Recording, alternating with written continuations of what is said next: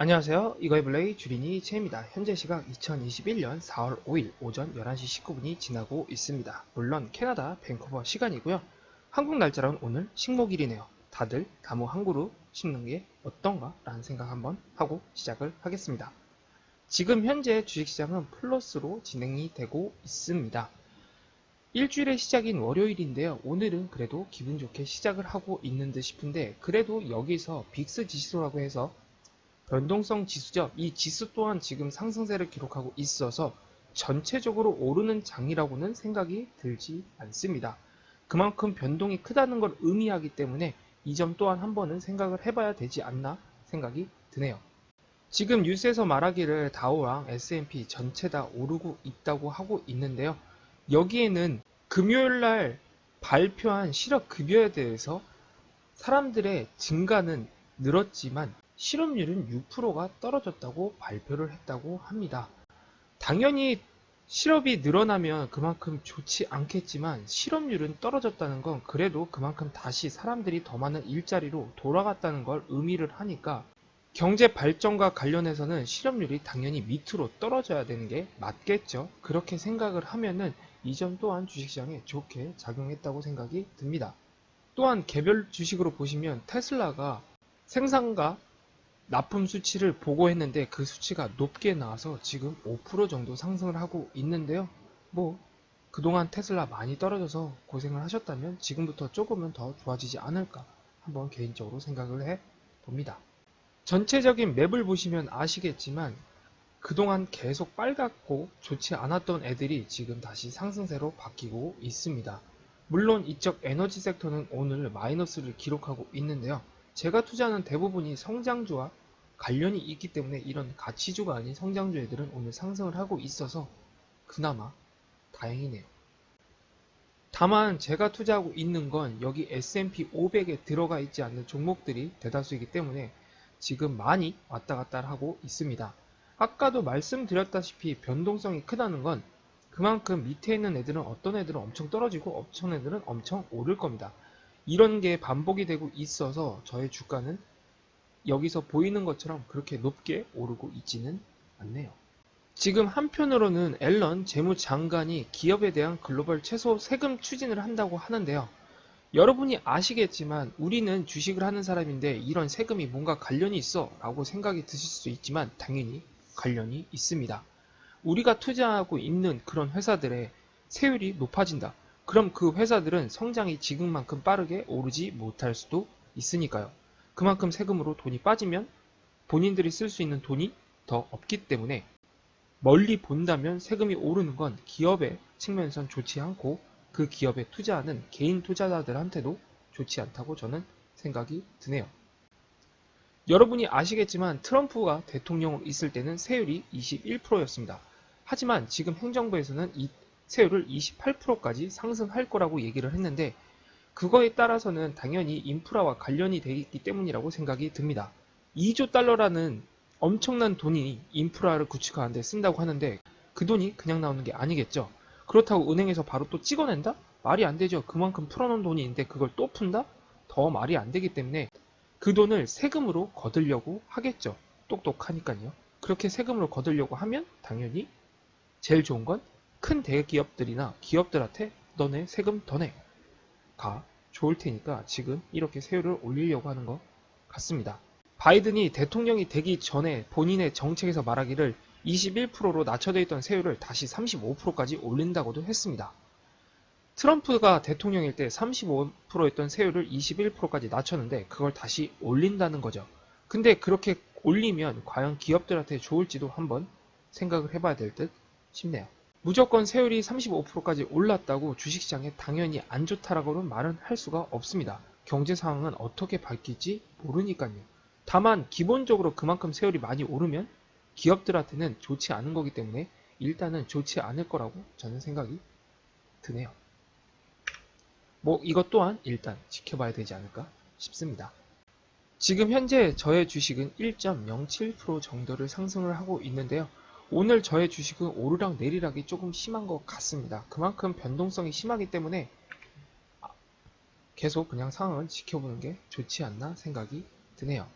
개별 주식으로 보시면 지금 많이 떨어지고 있는 애들이 계속 떨어지고 있습니다. 엑셀 같은 경우에는 법원 소송이 들어간 상태인데요. 이렇게 법원 소송이 들어간 경우 이 소송이 끝날 때까지 엄청 주식시장에 좋지 않다고 합니다. 또한 기간도 엄청 오래 걸린다고 하는데요. 지금 더 떨어질 수 있다는 생각이 있지만 지금 움직이기보다는 한번 어떻게 풀릴지 저도 궁금하기 때문에 한번 기다려볼까 합니다. 나중에 법원 소송이 끝난 다음에 더 안 좋게 될 수도 있지만 그때는 교훈을 얻었다고 생각이 들겠죠. 그런 의미에서 한번 기다려볼까 해요.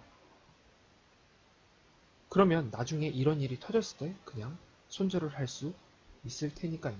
아직까지 제가 최근에 투자했던 애들이 다들 좋지가 않습니다. 아직 정확하게 주식시장이 플러스로 되고 있다는 생각이 들지는 않는데요. 그래도 일단 저는 멀리 보고 투자를 했기 때문에 한번 계속 기다려 볼까 합니다. 나중에 되면 알지 않을까요? 그래도 아직 상승하고 있는 애들은 조금씩은 상승을 해주고 있어서 이것 또한 그냥 마음 편하게 지켜보면 어떨까라는 생각을 해보네요. 그래도 일단 기분은 좋으니까요. 마지막에 보여드리는 저의 64 프로젝트입니다.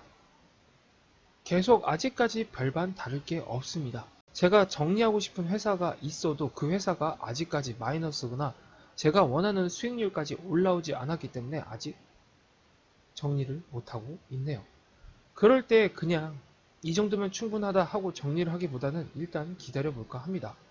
그래도 투자를 했는데 플러스가 된 상태에서 그 주식에서 매도를 하는 게 당연히 좋겠죠. 그런 의미에서 조금 더 기다려볼까 해요. 그리고 여기 메타버스 같은 경우에 로블록스라고 상장이 되어 있는데요.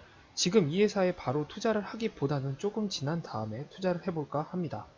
전에도 상장하자마자 투자했다가 손해를 봐서 이번은 한번 기다려볼까 해요. 뒷장 역시 아직까지는 그대로입니다. 지금 투자할 현금이 있기는 한데 이 상황에서 별로 투자하고 싶은 마음이 제가 들지 않기 때문에 일단은 상황을 지켜볼까 해요.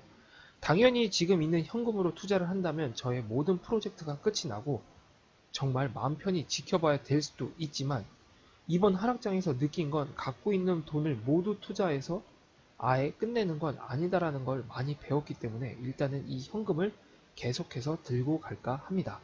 어떻게 될지 아무도 모르는 상황에서 본인이 들고 있던 현금을 다 쓰는 것 또한 투자하는데 당연히 안 좋다고 생각이 들기 때문이죠. 영상을 끝내기에 앞서 간단하게 여러분께 한 가지의 그래프를 보여드릴까 합니다. 지금 여러분 중에 몇 분은 들어보실 수 있지만 전기차와 관련되어서 지금 캐즘이라고 많이 들어보셨을 겁니다. 캐즘이란 용어가 원래 주식 용어는 아닌데 지금 주식 용어로 쓰여지고 있는데요. 이 캐즘을 간단하게 그래프로 보여드리면 이런 그래프예요. 처음에 이노베이터라고 해서 혁신적으로 투자하는 사람이 있고요. 그 다음에 우리가 알만한 얼리어답터 나온 거를 먼저 시작하는 사람이죠. 그리고 그 다음에 다수의 사람들이 투자하기 직전의 사이를 캐즘이라고 합니다. 참고로 이 캐즘이 끝난 다음에 정말 성공할 회사와 실패할 회사가 나눠진다고 해요. 그런 의미에서 지금 전기차가 다들 이쪽 캐즘에 있다고 합니다. 왜냐면 전기차와 관련돼서 그렇게 많은 회사가 있는데 그 회사가 다 성장을 한다? 그러면 당연히 좋겠지만 그런 일은 벌어지지 않으니까요. 분명히 사람들이 원하는 회사가 한두 개로 좁혀질 거고 그 회사만 성장을 하게 될 겁니다. 쉬운 예로 여러분이 핸드폰을 생각하실 수 있어요. 스마트폰을 처음에 나왔을 때를 생각을 해보시면 됩니다. 스마트폰 처음에 여러분이 사시려고 했을 때 제일 첫만 해도 엄청나게 많은 회사가 있었습니다. 제가 기억하기론 거의 10군데 될 거라고 생각이 드는데 그 중에서 지금 남아있는 회사가 몇몇 회사가 될까요? 제가 머릿속에 남아있는 회사는 지금 2군데밖에 없습니다. 삼성하고 애플 뿐이죠. 물론 LG도 있었지만 LG 며칠 전에 사업을 접는다고 했고 그러면 이제 이 두 회사밖에 없습니다. 당연히 중국을 생각하는 사람은 화웨이를 생각하실 수도 있는데 북미에서 화웨이 쓰는 사람 찾기 힘들어요. 그만큼 회사들이 좁혀진 거죠. 서로 경쟁을 하다 보니까 이길 만한 회사만 남는데 스마트폰 같은 경우 딱 이 두 회사만 남아있다고 생각하시면 될 듯 싶습니다. 이런 식으로 일정 기간이 지난 다음부터는 어느 정도의 회사는 다 정리가 될 겁니다. 그런 의미에서 저도 제가 투자하고 있는 분야에서 이런 캐즘을 생각하고 투자를 하려고 합니다. 그래서 전기차와 관련돼서도 정리가 이루어져야 되는 거죠. 제가 투자한 모든 회사가 다 성공을 하면 좋겠지만 그럴 가능성은 희박하다고 저는 개인적으로 생각이 들기 때문에 제가 투자하고 있는 4차 산업과 관련되어서 이런 캐즘과 관련된 이론을 생각을 하고 투자를 하는 게 어떤가 해서 오늘 여러분께 살짝 보여드려 봤습니다.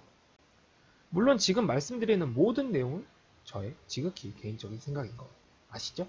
그리고 넘어가시면 좋을 것 같습니다. 일주일의 시작 월요일 주식장은 플러스로 기록하고 있습니다. 당연히 이렇게 계속되면 좋겠지만 아까도 말씀드렸다시피 이렇게 빅스 지수까지 올라가는 것은 저는 개인적으로 선호하지는 않는데요. 어떻게 될지 계속 지켜봐야겠지만 그래도 며칠 동안 상승세를 기록하고 있으니까 다시 오름장으로 바뀌었다는 생각으로 오늘도 기분 좋게 넘어갈까 합니다. 오늘 이렇게 영상 마치고요. 저는 내일 화요일 아시죠? 쉬는 날이고요. 수요일날 또 다른 주식시장과 또 다른 뉴스를 가지고 여러분과 찾아뵙겠습니다. 지금까지 이걸블레의 주린이 제이였고요. 구독과 좋아요는 아시죠? 감사합니다. 그럼 안녕!